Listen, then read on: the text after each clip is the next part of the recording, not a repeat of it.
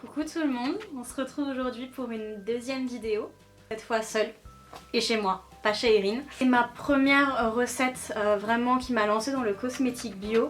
C'est la première recette vraiment que j'ai faite qui est un produit dont je suis fan absolue et que je pense que tout le monde a et que tout le monde peut refaire très facilement.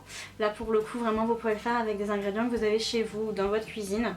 Donc voilà, c'est une recette qui est vraiment un peu symbolique pour moi, c'est la première chose que j'ai faite. Après, à savoir que c'est une recette un peu basique que je vous donne, que j'ai créée moi-même, que vous pouvez totalement refaire à votre sauce en fonction de ce que vous avez chez vous, mais aussi en fonction de votre régime alimentaire. Si jamais j'ai des véganes qui me suivent ou autres, vous pouvez totalement refaire ça à votre sauce, c'est normal. Donc moi je vous montre un petit peu le classique qu'il faut avoir et comment faire. Maintenant, à vous de remixer comme vous voulez. Donc je vous montre ce qu'il faut pour ce petit bijou qu'on a tous besoin. Je vous laisse regarder la suite et on se retrouve juste après. On se retrouve maintenant pour la deuxième partie de la vidéo. Donc je vous montre un petit peu les outils dont vous avez besoin pour confectionner cette recette.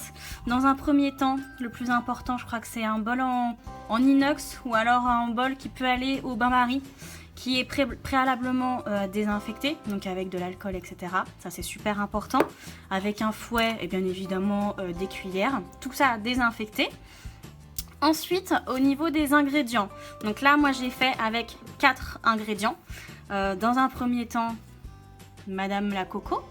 Donc ouais, ça c'est le plus important, c'est la coco au niveau de l'odeur. Donc celle-ci, vous voyez, je l'utilise à mort. Donc au niveau de l'odeur et son pouvoir d'hydratation, elle est géniale. Donc la coco dans un premier temps. Ensuite, du beurre de karité. Donc là, c'est un que j'ai qui vient du Sénégal. Donc s'il a une odeur assez forte, il est extrêmement concentré. Pareil, comme vous le voyez, j'utilise énormément. Donc voilà, c'est pas une marque en particulier, puisque celui-ci vient du Sénégal. C'est pas une marque en particulier, mais un beurre de karité pur, c'est génial pour les lèvres, je vous le conseille vraiment. Ensuite, petit ingrédient que vous serez peut-être obligé d'acheter ou que vous pouvez peut-être essayer de vous en passer, je pense que ça fonctionne quand même.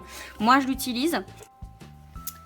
C'est de la cire d'abeille jaune qui vient d'Aromazone, donc elle est en petite pastille, celle-ci, donc on n'en utilise que très peu. Je voulais la plus naturelle possible, donc c'est pour ça que j'ai la jaune. Elle a une odeur aussi assez forte, donc après voilà, c'est simplement pour rendre mon stick un petit peu plus hydratant et plus compact encore. Après voilà, pareil pour les véganes, tout ce qui est cire d'abeille, etc. Voilà, je sais que vous pouvez retirer, je pense que la recette fonctionne aussi sans.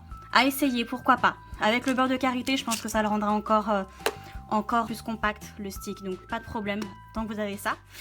Ensuite, un dernier ingrédient. Là, pareil, en fonction de votre régime alimentaire, moi je prends du sirop d'agave de chez Bjorg. Donc ça, vous le trouvez un petit peu partout. J'ai déjà fait avec du miel. Donc sinon, vous prenez du miel très classique comme celui-là. Sinon, moi je suis passée au sirop d'agave. Pourquoi ? Par éthique, j'essaye un petit peu de réduire aussi. Donc pourquoi pas. Ça, en fait, si vous voulez, ça rapporte un petit goût sucré en plus de ça au baume à lèvres. Ça rapporte un pouvoir hydratant aussi. Donc je trouve ça assez important. En plus, c'est super simple à utiliser puisqu'il est liquide. Les autres sont tous solides. Donc celui-là, voilà, il est simple à doser. Donc voilà, vous avez besoin de ces 4 ingrédients.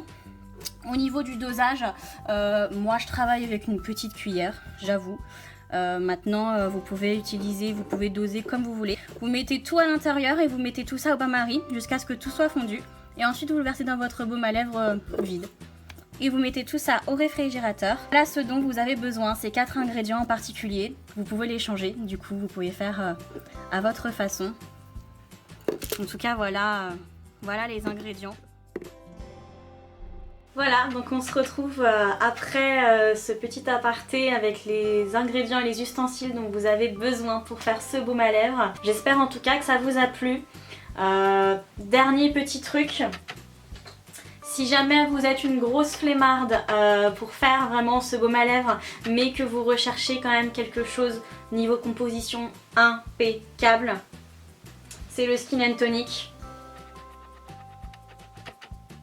Le Skin and Tonic, là celui-ci c'est au citron que j'ai. Ils ont le nature, le menthe et le citron et maintenant le rose. Niveau composition impeccable, c'est-à-dire qu'ils ont que 4 ingrédients dans celui-là. C'est de la coco, de la cire d'abeille, du beurre de karité et de l'huile essentielle de citron. Donc voilà, ça ressemble beaucoup à mon propre baume à lèvres. Donc quand vous êtes une grosse flemmarde et vous n'avez pas envie d'essayer, je vous conseille celui-là, du coup que vous pouvez trouver sur internet ou en magasin. Voilà, en tout cas, je vous invite quand même à essayer la recette, pourquoi pas. N'hésitez pas à me faire un petit retour de ce que vous avez pensé de la vidéo également. Je vous remercie de m'avoir regardé, de m'avoir écouté et je vous dis à très bientôt pour une prochaine vidéo.